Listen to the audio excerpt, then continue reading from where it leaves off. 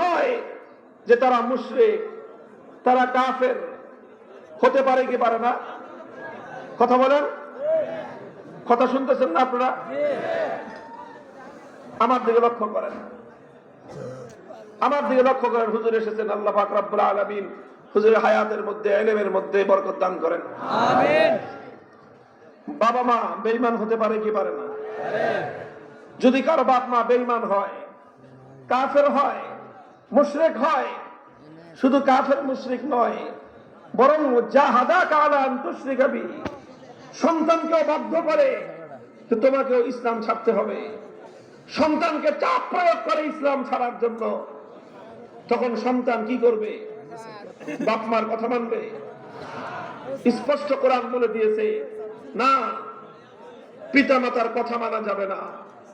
পিতামাতার কথা শুনে, বাবার কথা শুনে, মায়ের কথা শুনে আল্লাহর হুকুম লঙ্ঘন করবা, সেই সুযোগ এবং সেই অধিকার, সেই পারমিশন আল্লাহ পাক কাউকে দেননি। তাহলে কথা মানতে হবে কার? তাহলে বাপ মা যে বলতেছে ইসলাম ছেড়ে দিতে, এই জন্য বাপ মার সাথে দুর্ব্যবহার করবে না, সেটাও করা যাবে না।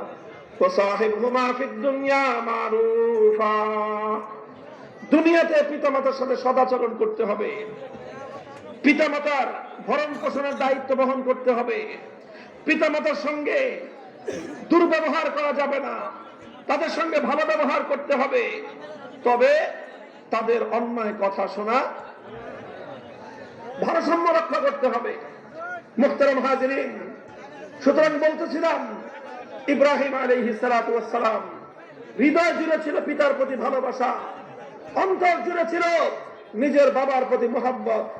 কিন্তু যেই মুহূর্তে প্রকাশ পেল যে তার বাপ আল্লাহর দুশমন, তাবাররা মিনহু, বললেন যে আল্লাহর সঙ্গে দুশমনি রাখে সে আমার বাপ হতে পারে, আমি তাকে শ্রদ্ধা করতে পারি, তার সঙ্গে সদাচরণ করতে পারি, কিন্তু আমার হৃদয় দিয়ে আমি তাকে ভালোবাসতে পারি না। হে ইব্রাহিম আলাইহিস সালামের অনুসারীরা, মিল্লাতে আবিকুম ইব্রাহিম, মুসলিম ধর্মের ধর্মীয় পিতাকে, মুসলিম ধর্মের ধর্মীয় পিতাকে ইব্রাহিম আলাইহিস সালামের অনুসারীরা তার আদর্শ বুঝো। যে মুহূর্তে প্রকাশ পেল জন্মদাতা বাপ আল্লাহর দুশমন, অন্তর থেকে সেই বাবার মহব্বতকে ছেড়ে মুছে ফেলে দিয়েছেন। হ্যাঁ, শ্রদ্ধা বজায় রেখেছেন, সদাচরণ করেছেন, অসদাচরণ করা যাবে না, কিন্তু ভালোবাসাও অন্তরে রাখা। সাহাবাদের যুগের সোনালী ইতিহাস বলি, ছোট্ট করে, আলোচনা লম্বা করার অবকাশ নেই। এই একটা বিষয় আজ মুসলমানদেরকে বোঝানোর জন্য আমি চেষ্টা করছি। আল্লাহ পাক আমার মুসলিম ভাই বোনদেরকে বুঝবার তৌফিক দান করেন। হযরতে সাদ ইবনে আবি ওয়াক্কাস রাদিয়াল্লাহু তাআলা আনহু, আল্লাহর নবীর জলিলুল কদর সাহাবী, মিনাল আহাদিল আশরাতিল মুবাশশারা, মিন আহাদিল আশরাতিল মুবাশশারা, সেই 10 জন সাহাবীর একজন, যাদেরকে আল্লাহ পাক রব্বুল আলামিনের পক্ষ থেকে দুনিয়াতে থাকা অবস্থায় জান্নাতের সুসংবাদ দেওয়া হয়েছে। লক্ষাধিক সাহাবীদের মধ্যে সর্বোচ্চ মর্যাদা সম্পন্ন সাহাবী হলেন 10 জন। সেই 10 জনের একজনের নাম হলো সাদ ইবনে আবি ওয়াক্কাস। তার এক ভাই ছিল, সেই ভাইয়ের নাম উতবা ইবনে আবি ওয়াক্কাস। উতবা ছিল কাফের, সে ছিল মুশরিক। সেই কাফের আর মুশরিক যখন উহুদের যুদ্ধ হলো, মুসলমান এবং মুশরিকদের মধ্যে, কাফেরদের মধ্যে, সাদ ইবনে আবি ওয়াক্কাস ইসলামের পক্ষে, নবীর পক্ষ হয়ে যুদ্ধে নেমেছেন। তার ভাই উতবা ইবনে আবি ওয়াক্কাস কাফেরদের পক্ষ হয়ে মুসলমানদের বিরুদ্ধে, আল্লাহ নবীর বিরুদ্ধে যুদ্ধের ময়দানে এসেছে। উহুদের জিহাদের ইতিহাস আমরা জানি। মুসলমানদের অনেক ক্ষয়ক্ষতি হয়েছিল, বিপর্যয় ঘটেছিল। আর আল্লাহ নবীর জীবনে সবচেয়ে বড় আঘাত উহুদের ময়দানে এসেছিল। উহুদের ময়দানে আল্লাহ নবী জিহাদ করতে গিয়ে যুদ্ধের ময়দানে আহত হয়েছিলেন, মারাত্মকভাবে আল্লাহ নবী জখম হয়েছিলেন। নবীজির মাথার মধ্যে লোহার হেলমেট ছিল, এত বড় একটা পাথর ছুঁড়ে মেরেছে। সেই পাথর যখন মাথার উপরে এসে পড়েছে, মাথার লোহার হেলমেটের লোহার যে কড়া ছিল সেই কড়াগুলো দুই পাশের চোয়ালের হাড় ভেঙে মাথার মধ্যে ঢুকে গেছিল। মারাত্মক ছিল এই জখম, এতটাই বেশি ভিতরে ঢুকেছিল, হাত দিয়ে টেনে ওই লোহার কড়া মাথা থেকে বের করা যায়নি। একজন সাহাবী তখন দাঁত দিয়ে কামড় দিয়ে লোহার কড়া মাথার ভিতর থেকে বের করেছেন। লোহার কড়া বের হয়ে এসেছে, কিন্তু এত শক্তি প্রয়োগ করতে হয়েছে যে সাহাবীর দাঁত পড়ে গেছে, মাথা ভেঙেছিল, দাঁত পড়ে গিয়েছিল। আল্লাহর নবী দমদান শহীদ হয়েছে, পুরা মুখমণ্ডল রক্তে রঞ্জিত হয়ে গিয়েছিল। দাম্মু ওয়াজহা নবিয়্যিল্লাহ, কপালের থেকে রক্ত ঝরেছে, মুখমণ্ডল থেকে রক্ত ঝরেছে, নিচের ঠোঁট কেটে ঠোঁট থেকে অজর ধারায় রক্ত ঝরেছে। শুধু চেহারার মধ্যে ছিল 4টা জখম, চেহারার মধ্যে ছিল 4টা জখম, মাথার চোয়ালের মধ্যে ছিল 2টা জখম। এইভাবে শুধু এতটুক জায়গার মধ্যে আল্লাহর নবীর 6টা জখম ছিল। মুহতারাম হাজরিন, এই যে আঘাতগুলো যারা করেছিল, এই আঘাতগুলো যারা করেছিল তাদের নাম ইতিহাসের পাতায় লেখা আছে। একজনের নাম আব্দুল্লাহ ইবনে কামিয়া, আরেকজনের নাম আব্দুল্লাহ ইবনে শিহাব আজ-জুহরি, আরেক কাফেরের নাম হলো উতবা ইবনে আবি ওয়াক্কাস। সাদ ইবনে আবি ওয়াক্কাসের ভাই, আপন ভাই, সে আল্লাহর নবীকে আঘাত করেছে, নবীর চেহারা রক্তে রঞ্জিত করে দিয়েছে, তার আঘাতে আল্লাহর নবীর মুখমণ্ডল থেকে রক্ত ঝরেছে। এই সংবাদ যখন অপর ভাই সাদ ইবনে আবি ওয়াক্কাস শুনলেন যে আমার ভাই, তার হাত নবীজির রক্তে রঞ্জিত হয়েছে, সাহাবীর প্রতিক্রিয়া কি ছিল, মনোভাবটা কি ছিল? ঠিক আছে, যেহেতু কাজটা আমার ভাই করেছে, সুতরাং এই বিষয়ে আর বেশি আগে না বাড়ি, এমন ছিল? যেহেতু আমার ভাই অপরাধ করেছে, সুতরাং বিষয়টাকে আমি হাইড করে যাই, এটাকে আমি গোপন করে যাই, এই ছিল মনোভাব। যেহেতু আমার ভাই এক বাপের সন্তান, এক মায়ের গর্ভের সন্তান, যেহেতু সে আল্লাহর নবীকে আঘাত করেছে, সুতরাং এই বিষয়ে আমি চুপ থাকি, আমি কিছু না বলি, এমন ছিল মনোভাব? না। কি ছিল মনোভাব? হাদিসের কিতাব উল্টা, ইতিহাসের পাতা খুলেন, সোনার অক্ষরে আজও পর্যন্ত লিপিবদ্ধ আছে। সাদ ইবনে আবি ওয়াক্কাস বললেন, ফামা হারিস্তু আলা কাতলি আহাদিন, ফামা হারিস্তু আলা কাতলি আহাদিন হিরসি আলা কাতলি আখি উতবা ইবনে আবি ওয়াক্কাস লিমা ফাআলা বিরাসূলিল্লাহি সাল্লাল্লাহু আলাইহি ওয়াসাল্লাম। তিনি বলেন যে আল্লাহর নামের শপথ করে বলি, যখন আমি শুনলাম আমার ভাই, তার হাত আমার নবীর রক্তে রঞ্জিত হয়েছে, আমার মাথার মধ্যে খুন চড়ে গেল, রক্ত উঠে গেল মাথার মধ্যে, আমি পাগল হয়ে গেলাম, আমি উম্মাদের মতো হয়ে গেলাম। আল্লাহর কসম খেয়ে বলি, আমি আমার জীবনে কোনদিন কোন মানুষকে হত্যা করার জন্য এতটা পাগল হই নাই, এতটা পাগল হই নাই। নিজের আপন ভাইকে খুন করার জন্য আমি যতটা পাগল হয়েছিলাম। ও দোস্ত, আমিনু কামা আমানান নাস, আমিনু কামা আমানান নাস। কিয়ামত পর্যন্তের জন্য ঈমানের মাপকাঠি হলেন সাহাবায়ে কেরাম, সত্যের মাপকাঠি হলেন সাহাবায়ে কেরাম, মেয়ারে হক হলেন সাহাবায়ে কেরাম, মেয়ারে ঈমান হলেন সাহাবায়ে কেরাম। যারা সাহাবায়ে কেরামের সঙ্গে দুশমনি রাখে, যারা সাহাবায়ে কেরামের সত্যের মাপকাঠি হওয়াকে অস্বীকার করে, তাদের ঈমান কোনদিন মানসম্মত হতে পারে না, মানসম্মত হতে পারে না।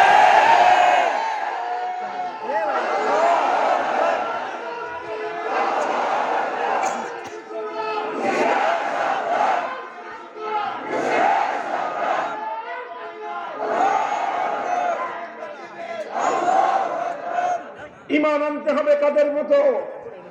জোরে বলেন, ঈমান আনতে হবে কাদের মতো? আমার কথা না কোরআনের কথা, কোন মানুষের কথা না, আল্লাহর কথা। সাহাবীদের ঈমান কেমন ছিল? আমি তোমাদের সামনে একজন সাহাবীকে পেশ করতেছি, সাদ ইবনে আবি ওয়াক্কাস রাদিয়াল্লাহু তাআলা আনহু। একদিকে ভ্রাতৃত্বের সম্পর্ক, একদিকে রক্তের সম্পর্ক, একদিকে আত্মীয়তার সম্পর্ক, আর একদিকে সে আপন ভাই, সেই রক্তের সম্পর্কের লোক, তার হাতে আল্লাহর নবীর রক্তের দাগ লেগে আছে। তিনি এখন কি বলছেন? বলেন যে আল্লাহর কসম, আমার এই জীবনে আমি কাউকে হত্যা করার জন্য, কাউকে খুন করার জন্য এতটা পাগল হই নাই। যখন আমার ভাইয়ের হাতে আমি আল্লাহর নবীর রক্তের দাগ দেখেছি, তো ওই ভাইকে খুন করার জন্য যতটা পাগল হয়েছি।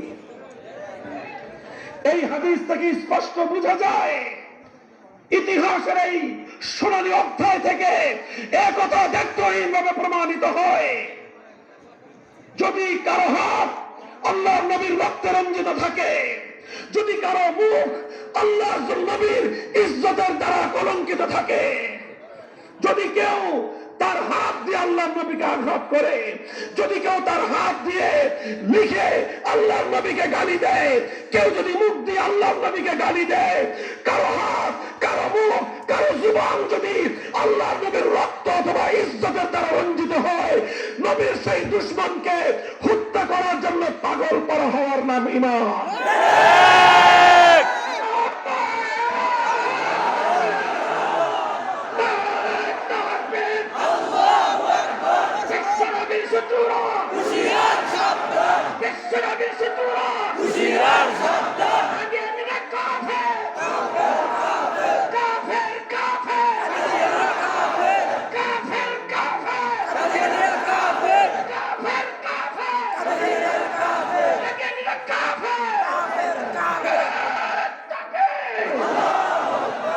মুহতারাম হাজিরিন, কথাটা খুব ভালো করে বুঝবেন, কথাটা খুব ভালো করে বুঝবেন।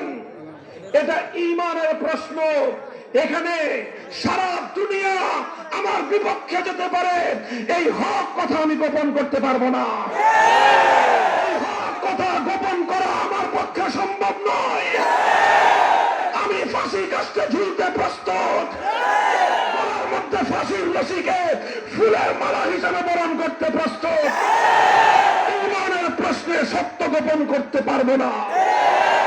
আবার বলছি, যদি শোনা যায় কোন কুলাঙ্গার আল্লাহর নবীকে কটাক্ষ করেছে, দেখেন নবী যখন হায়াতে ছিলেন, আল্লাহর নবীর জীবদ্দশায় যার হাত নবীর রক্ত ঝরিয়েছে, সে যেমন অপরাধী, নবীর অবর্তমানে, নবীর ইন্তেকালের পর যে হাত দিয়ে নবীর বিরুদ্ধে লিখবে, যে জুবান দিয়ে নবীজির বিরুদ্ধে কোন গালি উচ্চারণ করবে, কোন কটূক্তি উচ্চারণ করবে, সেই জুবান এবং সেই হাত ওই রকম অপবিত্র যে হাত দিয়ে নবীর রক্ত ঝরানো হয়। সুতরাং তার সঙ্গে মুমিনের আচরণ কি হবে, তার ব্যাপারে ইমানদারের মনোভাব কি হবে? ফামা লাকুম ফিল মুনাফিকিনা ফিয়াতাইন, ফামা লাকুম ফিল মুনাফিকিনা ফিয়াতাইন ওয়াল্লাহু আরকাসাহুম বিমা কাসাবু আতুরিদুনা আন তাহদু মান আদাল্লাল্লাহ ওয়া মান ইউদ্লিলিল্লাহ ফালান তাজিদ লাহু সাবিলা। আল্লাহর কোরআন বলতেছে, কিছু মানুষ আছে সব জায়গায় নম্রতার সবক পড়ায়, কিছু মানুষ আছে সব জায়গায় নরম হতে বলে। আল্লাহ বলতেছেন, আল্লাহর কোরআন বলতেছে, আরে কি হলো তোমাদের? তোমরা মুনাফিকদের ব্যাপারে দুই ভাগ কেন? এক ভাগ নম্র আর এক ভাগ কঠোর। এমন কেন? মুনাফিকদের ব্যাপারে 100 ভাগের মধ্যে 100 ভাগ ইমানদার, কঠোর মনোভাব রাখতে হবে। মুনাফিকদের ব্যাপারে যার মনের মধ্যে নমনীয়তা থাকবে, তার মনের মধ্যেও মুনাফিকি আছে। মুহতারাম হাজিরিন, সুতরাং নিজে যেমন আল্লাহর নবীকে কটূক্তি করা যাবে না, নিজে যেমন আল্লাহর নবীকে গালি দেওয়া যাবে না, নিজে যেমন আল্লাহর নবীকে কটাক্ষ করা যাবে না, কোন কুলাঙ্গার যদি আল্লাহর নবীকে গালি দেয় বরদাস্ত করা যাবে না।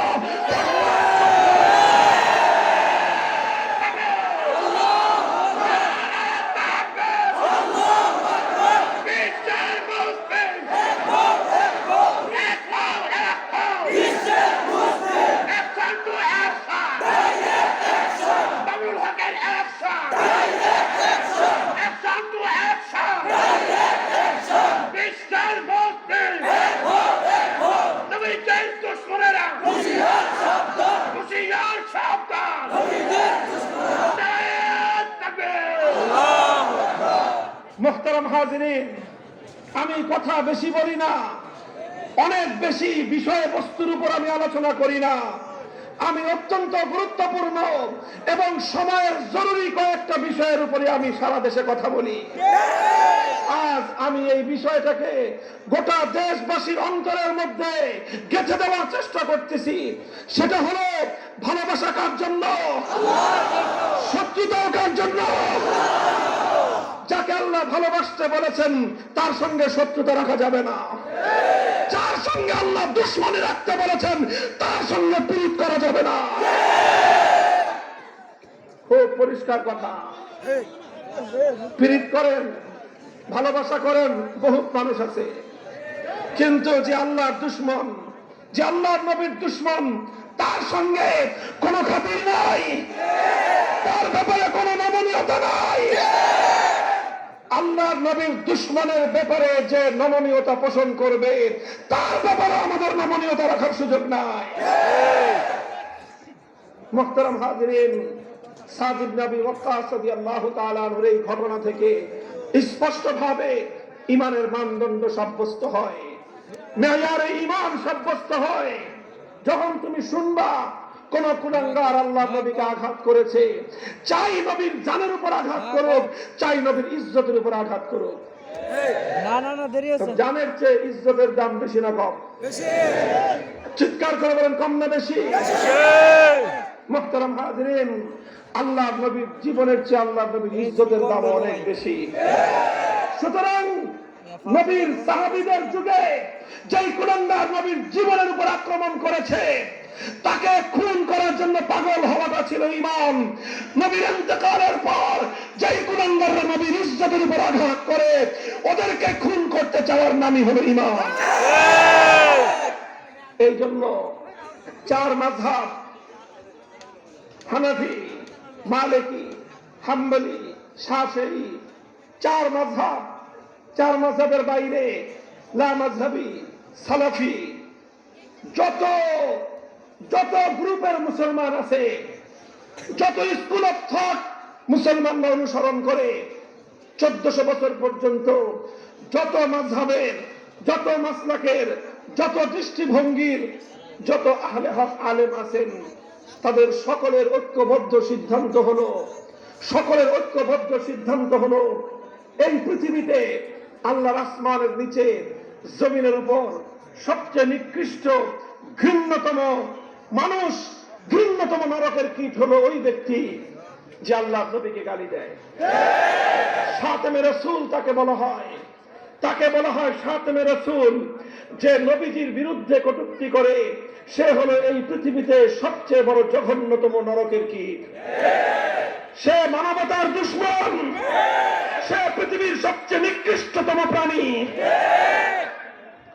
তার জন্য একটাই শাস্তি, চার মাযহাবে এক শাস্তি, লামাযহাবীদের কথা এক শাস্তি, সালাফিদের কথা এক শাস্তি, দেওবন্দীদের কথা এক শাস্তি, বেরলভীদের কথা এক শাস্তি, ফুলতলির কথা এক শাস্তি, সরসিনার কথা এক শাস্তি, সবার কথা এক শাস্তি। নবীর দুশমন মৃত্যুদণ্ড, নবীর দুশমন মৃত্যুদণ্ড।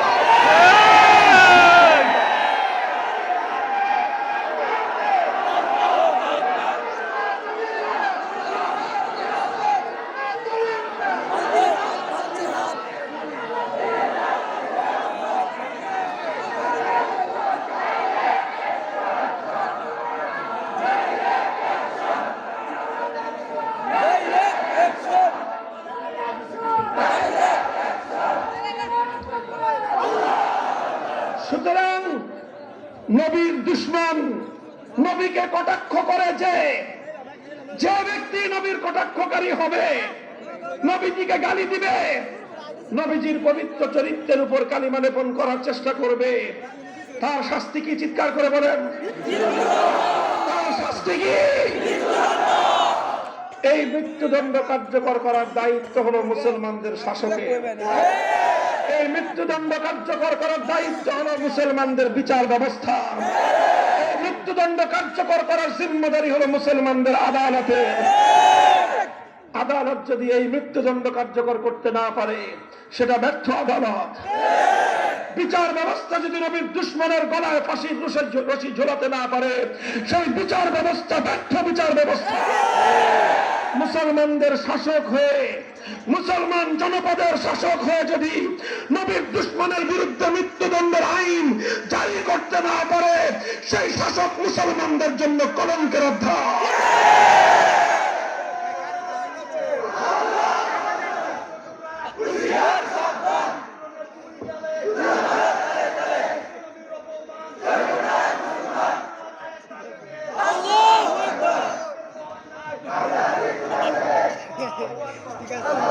মুহতারাম হাজিরিন, সুতরাং আজ এই কথা আমরা পরিষ্কার বলছি, 2013 সালে শাইখুল ইসলাম আল্লামা আহমদ শফির ডাকে বাংলাদেশের 50 বছরের ইতিহাসে সবচেয়ে বড় গণজাগরণ হয়েছিল। বাপ ভাঙ্গার স্রোত ছুটেছিল। টেকনাফ থেকে তেতুলিয়ায় লক্ষ কোটি মানুষের এক আওয়াজ ছিল, এক কণ্ঠে আওয়াজ ছিল। এটা ব্যক্তি আল্লামা আহমদ শফির জন্য নয়, এটা আল্লাহর পয়গম্বরের ইজ্জতের হেফাজতের জন্য ছিল। সবাই চেয়েছিল আল্লাহর নবীকে যেন আর এই জমিনে দাঁড়িয়ে কোনো কুলাঙ্গার কটূক্তি করতে না পারে। এজন্য এদেশের মুসলমান আবদার জানিয়েছিল, দাবি জানিয়েছিল, নবীর দুশ্মনের জন্য সর্বোচ্চ শাস্তির বিধান মৃত্যুদণ্ডের আইন তৈরি করা হোক।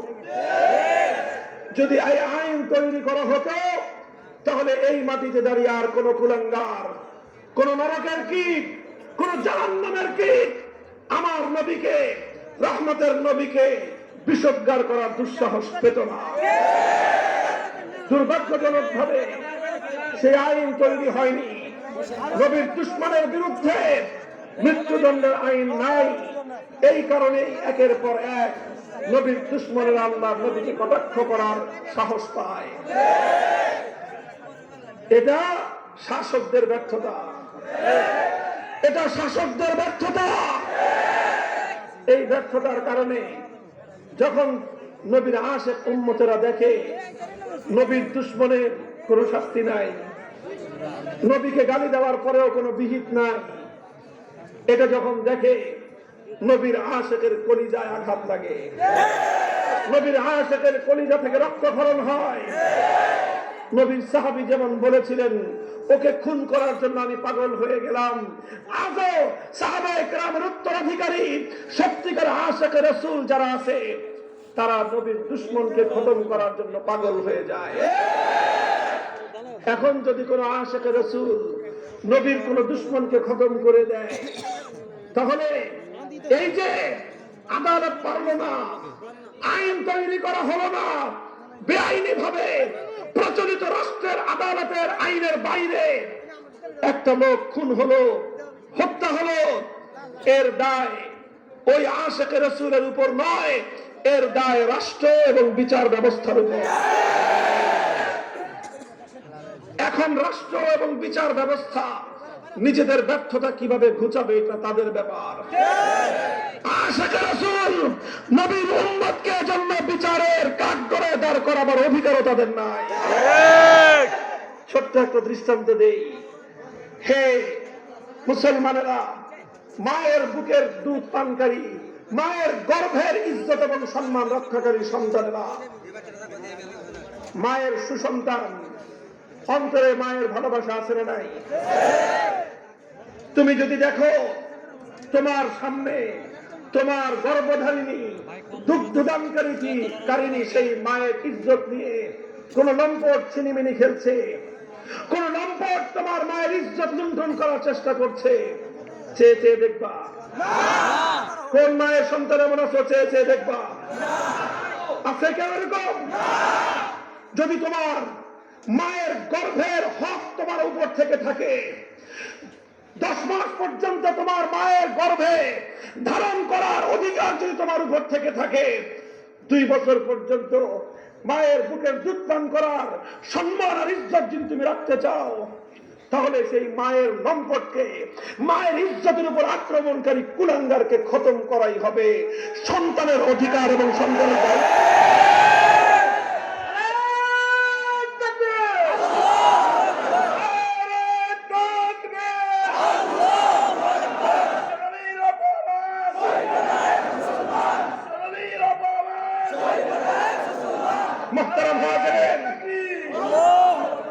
এখন মায়ের ইজ্জত লুণ্ঠনকারী লম্পটকে যে সন্তান খতম করে ফেললো, কিছুক্ষণ পর শাসক গোষ্ঠী, আদালত যদি এসে বলে সেই সন্তানকে যে তোমার বিচার হবে, কেন বিচার হবে? আমার বলে যে তুমি লম্পটকে শেষ করে খতম করেছো কেন, কার পারমিশন নিয়ে?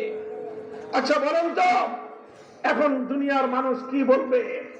কটাক্ষ সেই আদালতকে, সেই শাসককে, সেই দায়িত্বশীলকে বলবে, যখন আমার মায়ের ইজ্জত লুণ্ঠিত হয়েছিল তখন তুমি কোথায় নাকে তেল দিয়ে ঘুমাইছিলে? তোমার কি দায়িত্ব ছিল না আমার মায়ের ইজ্জতে নিরাপত্তা দেওয়া? যে নাকি লম্পটের হাত থেকে মায়ের ইজ্জতের নিরাপত্তা দিতে পারে না, মায়ের ইজ্জত এবং আব্বুর ইজ্জত হেফাজত করবার জন্য সন্তান যখন লম্পটের বিচার করে, সেই সন্তানের বিচার করবার অধিকার তোমার নাই।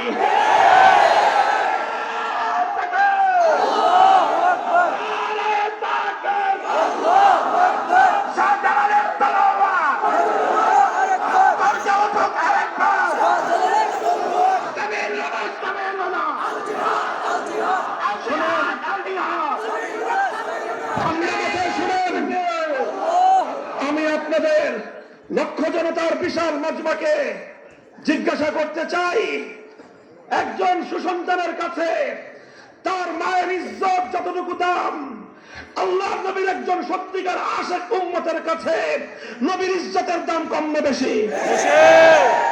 হে মায়ের সুসন্তানেরা, যদি তোমার মায়ের ইজ্জতের উপর আক্রমণকারী লম্পটের ব্যাপারে এটাই হয় তোমার সিদ্ধান্ত, ওরে আমি খতম করে ফেলবো, তাহলে আশিক রাসূল উম্মতের কাছে নবীর দুশমনের জন্য কি সিদ্ধান্ত হওয়া উচিত?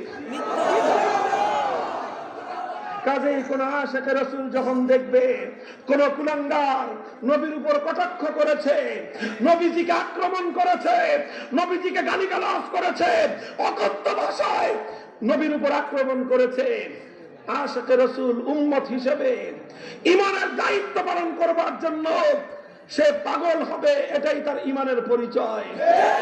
সে তাকে খুন করতে চাইবে, এটাই তার ঈমানের পরিচয়। এরপরে যদি সে আল্লাহর রাসূলের ইশকে দিওয়ানার পাগল হয়ে ওই কুলাঙ্গারকে জাহান্নামে পাঠিয়ে দেয়, এরপরে যদি এখন শাসক, আদালত, প্রশাসন এসে যদি বলে যে তুমি কেন লোকটারে মারছো, তোমার বিচার হবে, তখন আমরাও এই কথা বলতে বাধ্য। শাসক গোষ্ঠীকে, আদালতকে, প্রশাসনকে আমরা কথা বলতে বাধ্য, যখন এই কুলাঙ্গার মানবতার নবী, বিশ্ব মানবতার মুক্তির মূর্ত প্রতীক নবী মুহাম্মদ আরবীর ইজ্জত লুণ্ঠন করেছিল, তখন তুমি কার চুল ছিঁড়ছিলা?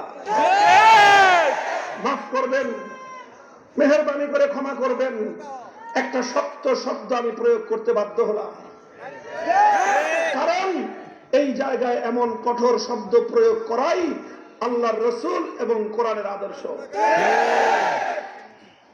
মুহতারাম হাজিরিন, এজন্যই আমরা বারবার বলছি, এ কথা বলতে বলতে শাইখুল ইসলাম আল্লামা শাহ আহমদ শফী কবর জগতে চলে গেছেন। এখন আল্লামা জুনায়েদ বাবুনগরী সেই আওয়াজের ঝান্ডা সামনে হাতে নিয়েছেন।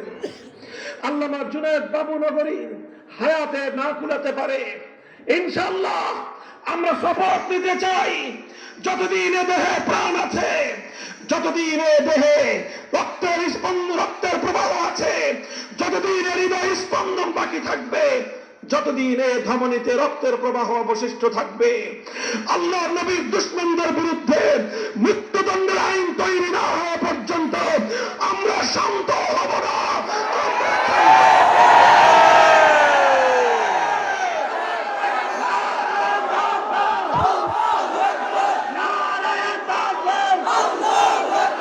বিশ্বনবীর দুশমনেরা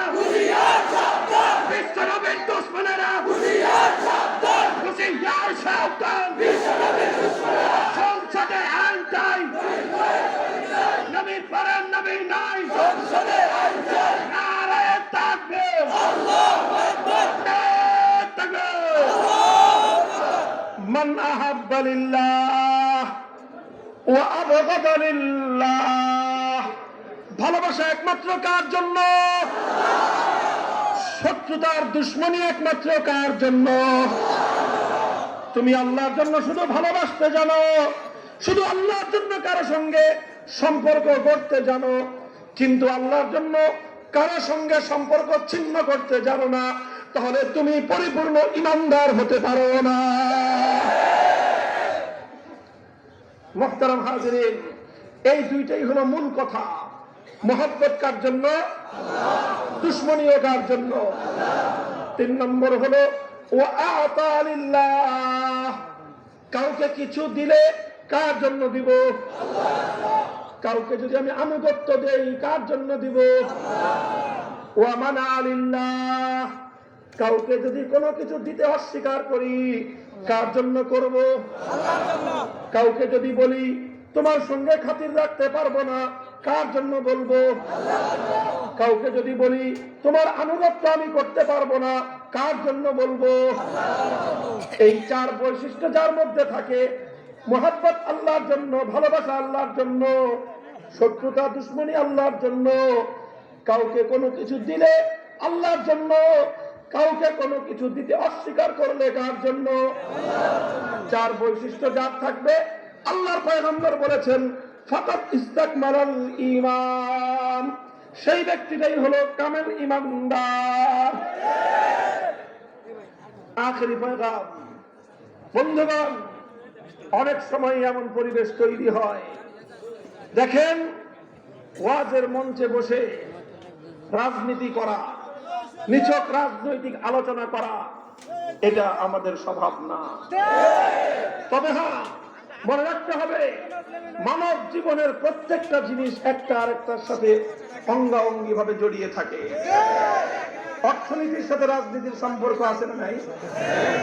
রাজনৈতিক পরিস্থিতি যখন উত্তাল হয়ে উঠে, দেশে হরতাল হয়, হরতাল হলো রাজনৈতিক কর্মসূচি। দোকানপাট বন্ধ থাকলে পেটে লাথি লাগে নেতার না সাধারণ মানুষের? তাহলে অর্থনীতির সাথে রাজনীতির সম্পর্ক আছে না নাই? রাজনৈতিক পরিস্থিতি যদি খারাপ হয়, দেশের আইন শৃঙ্খলা পরিস্থিতি অবনতি হয়।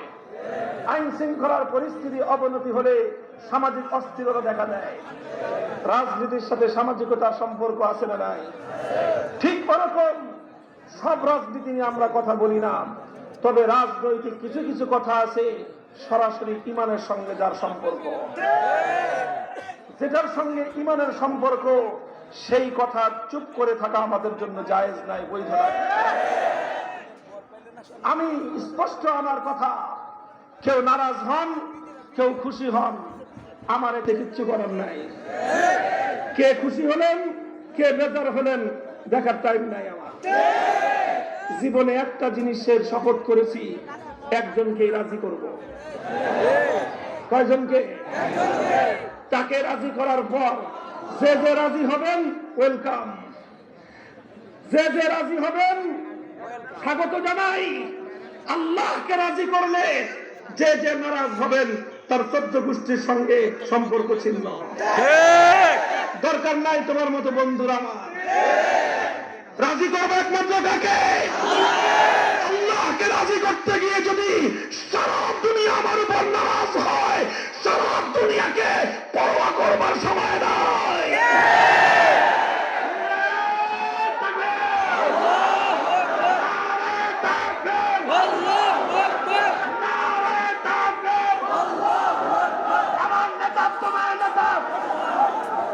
মুহতারাম হাজিরিন, খুব লক্ষ্য করে বুঝেন, বিভিন্ন কারণে বিভিন্ন জন বিভিন্ন রাজনীতি করেন।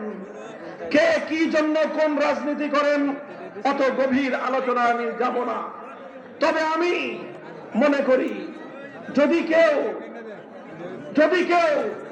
জনগণের সেবা করার উদ্দেশ্যে, এলাকার উন্নয়নের স্বার্থে কোন রাজনীতি করে আন্তরিকতার সাথে, I will appreciate him, আমি তাকে সম্মান করি। আবার বলছি, কেউ যদি জনগণের সেবা করার জন্য, দেশের উন্নয়নের জন্য রাজনীতি করে আন্তরিকতার সাথে, আমি তার এই চিন্তা এবং এই ভাবনাকে আমি সম্মান জানাই। এখন আপনি কোন দল করেন ওটা ভিন্ন প্রসঙ্গ। জনগণের সেবা করার জন্য, দেশ এবং এলাকার উন্নয়নের জন্য রাজনৈতিক ক্ষমতা যদি সৎ মানুষের হাতে থাকে, এটা ভালো না খারাপ? একজন ভালো মানুষের হাতে যদি রাজনৈতিক ক্ষমতা থাকে, তার দ্বারা রাষ্ট্রীয় সম্পদ প্রপার ব্যবহার হয়, যথাযথ ব্যবহার হয়, এলাকার উন্নয়ন হয়, জনগণের সেবা হয়। কাজেই যারা রাষ্ট্রীয় সম্পদ, রাষ্ট্রীয় শক্তি জনগণের কল্যাণে, এলাকার উন্নয়নে, দেশের উন্নয়নে ব্যবহার করার জন্য রাজনীতি করেন, সম্মান জানাই, শ্রদ্ধা জানাই। হ্যাঁ, যারা গম চুরির জন্য রাজনীতি করেন, দুর্নীতি করে আঙ্গুল ফুলে কলা গাছ হওয়ার জন্য রাজনীতি করেন, দেশের সম্পদ চুরি করে রাতারাতি কালো টাকার পাহাড় তৈরি করেন, যেই দলই করেন ঘৃণা করি আপনাকে। আওয়ামী লীগ করেন না বিএনপি করেন, দেখার টাইম নাই। দেশের সম্পদ যারা চুরি করে সেই চোরদেরকে আমরা ঘৃণা করি, দুর্নীতিবাজদেরকে আমরা ঘৃণা জানাই, গম চোরদেরকে আমরা ঘৃণা করি। জনগণের সেবক যারা দেশের উন্নয়নে কাজ করে, যেই দল থেকেই করেন, আপনার এই কাজকে আমি সম্মান জানাই। কথাটা পরিষ্কার? আচ্ছা, এই আপনি যদি এলাকার উন্নয়নে ভূমিকা রাখতে চান, জনগণের সেবা করতে চান, রাজনৈতিক ক্ষমতাটা হলো একটা সহায়ক। একটা কি? আচ্ছা, একজন সাধারণ মানুষ এলাকার উন্নয়নে যেই পরিমাণ ভূমিকা রাখতে পারে, একজন চেয়ারম্যান, একজন এমপি, একজন মন্ত্রী তার চেয়ে কম পারে না বেশি পারে? অনেক বেশি। কথা বলেন, অনেক বেশি পারে। সুতরাং এই উদ্দেশ্যে যে আমি এলাকার উন্নয়ন করব, জনগণের সেবা করব, এই উদ্দেশ্যে যদি কেউ চেয়ারম্যান হতে চায়, এই উদ্দেশ্যে যদি কেউ এমপি হতে চায়, এই উদ্দেশ্যে যদি কেউ মন্ত্রী হতে চায়, আর এই এমপি, চেয়ারম্যান, মন্ত্রী হওয়ার জন্য কোন নির্দিষ্ট দলে অন্তর্ভুক্ত হয়, আমি এটাকে খারাপ করি না। কথাটা পরিষ্কার? তার সাথে আমার রাজনৈতিক মতাদর্শের আসমান জমিন পার্থক্য থাকতে পারে, ব্যবধান থাকতে পারে, দ্বিমত থাকতে পারে, কিন্তু তার এই সৎ উদ্দেশ্যটাকে আমি সম্মান জানাই। কিন্তু আপনি এখন ক্ষমতার জন্য, একটা পদে যাওয়ার জন্য, চেয়ারম্যান হওয়ার জন্য, এমপি হওয়ার জন্য, অথবা রাজনৈতিক ভালো একটা পদবি পেয়ে, একটা পদ পেয়ে, দায়িত্ব পেয়ে মানুষের সেবা করার জন্য আপনাকে দল করতে হবে, আপনাকে নেতার কথা মানতে হবে। সব আমি জানি, সব আমি জানি।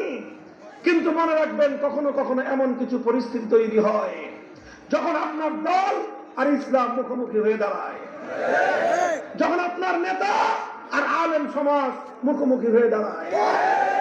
সব সময় হয় না, মাঝে মাঝে হয়, কদাচিৎ এমন হয়। হয় কি হয় না?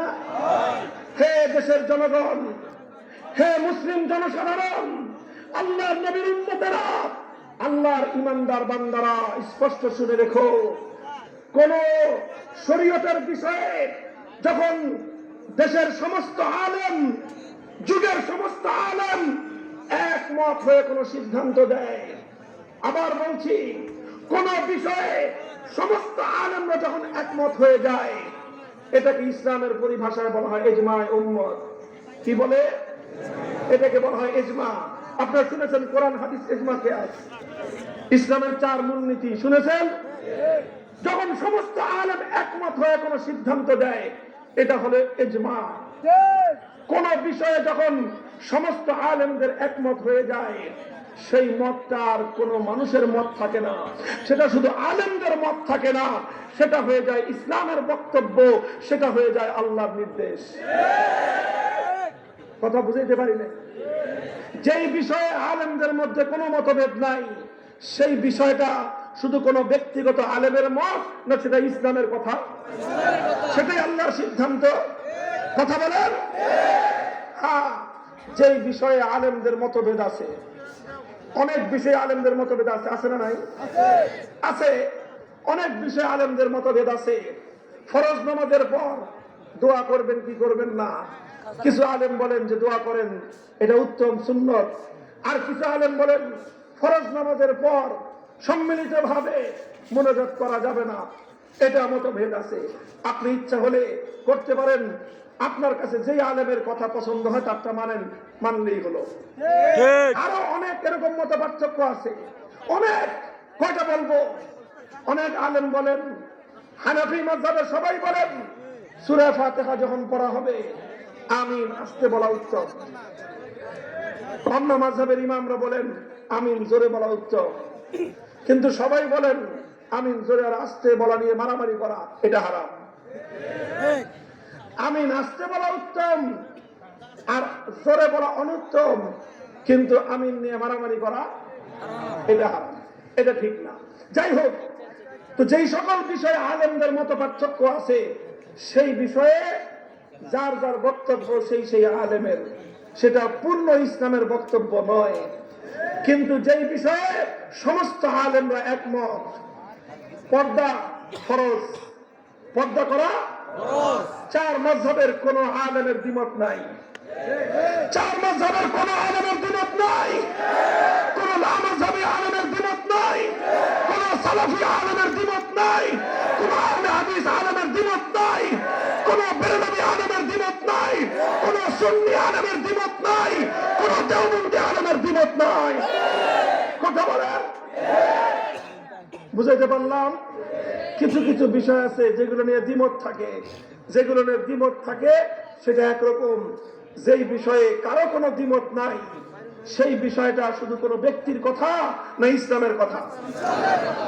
যখন ইসলামের এমন কোন কথা দাঁড়াবে, সমস্ত আলেম সমাজ যখন একদিকে, তখন যদি তোমার দল আলেমদের বিপক্ষে তোমাকে ডাক দেয়, তখন যদি তোমার নেতা বলে যে আসো হুজুরদের বিপক্ষে মাঠে নামতে হবে, হে মুসলমান, তুমি তো মুসলমানও, তুমি আবার রাজনৈতিক কর্মীও, তুমি তো ইমানদারও, তুমি আবার রাজনৈতিক দল করো, তুমি আল্লাহর নবীর উম্মত, আবার তুমি তোমার নেতার কর্মী, তখন তুমি কি করবা?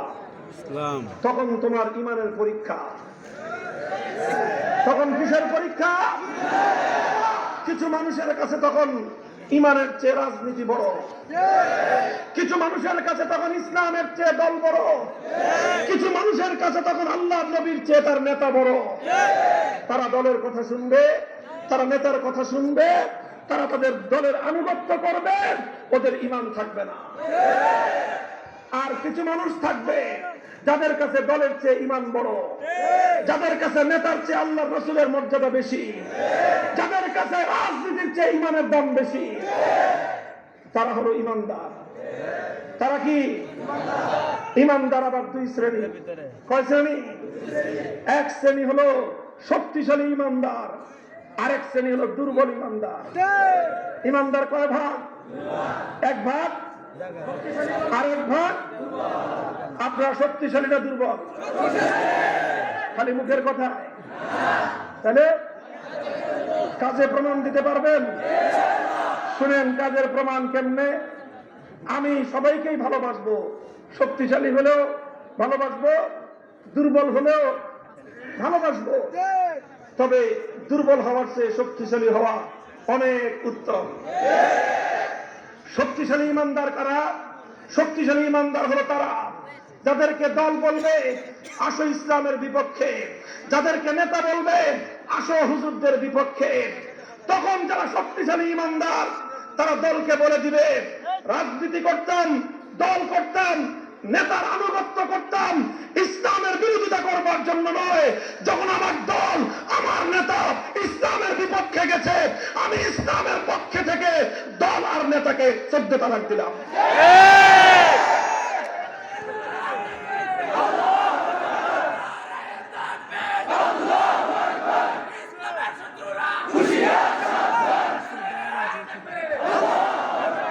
যারা এই কথা বলতে পারবে যে না ইসলামের বিপক্ষে কোন দলকে আমি সমর্থন করব না, ইসলামের বিধানের বিপক্ষে কোন নেতার আনুগত্য করব না, সমস্ত আলেমদের বিপক্ষে যেই নেতা যাবে আমি ওই নেতার স্লোগান দেব না, যারা এই কথা বলতে পারে বসো, এই যারা এই কথা বলতে পারবে, যাদের বুকে হিম্মত আছে, তারা হলো আরে কেমন ইমানদার? শক্তিশালী ইমানদার। আর কিছু আছে চিন্তা করবে, এখন যদি আমি দলের কথা না শুনি, আমার তো পথ যাবে গিয়া।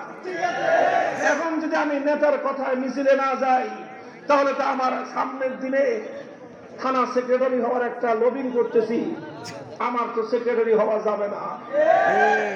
এরকম চিন্তা হবে কি হবে না?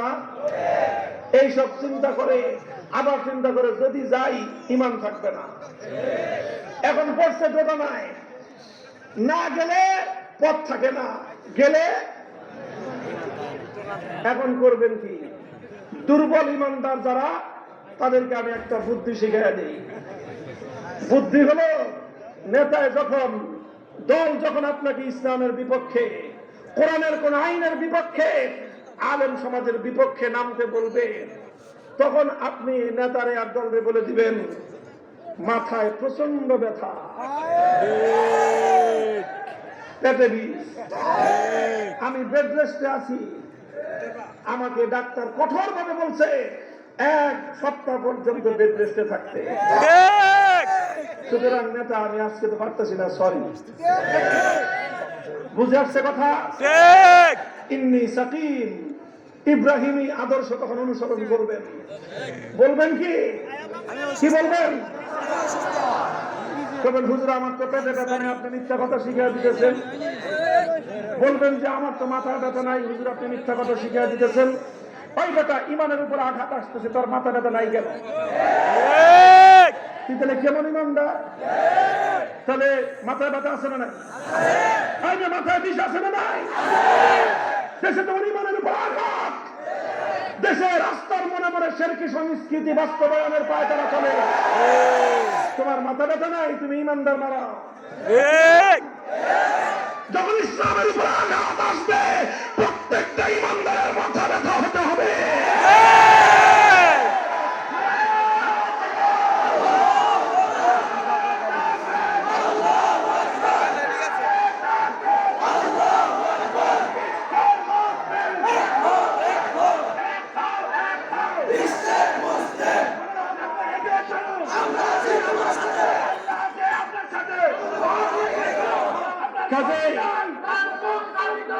রাজনীতির বিপক্ষে বলেছি, কোন দলের বিরোধিতা করেছি, কোন নেতার বিরোধিতা করেছি? হ্যাঁ করেছি। যেই দল আর যেই নেতা জনগণকে ইসলামের বিপক্ষে ডাকবে, সেই দল আর সেই নেতার শুধু বিরোধিতা নয়, তাদের সঙ্গে লড়াই করতে মাঠে নামবে।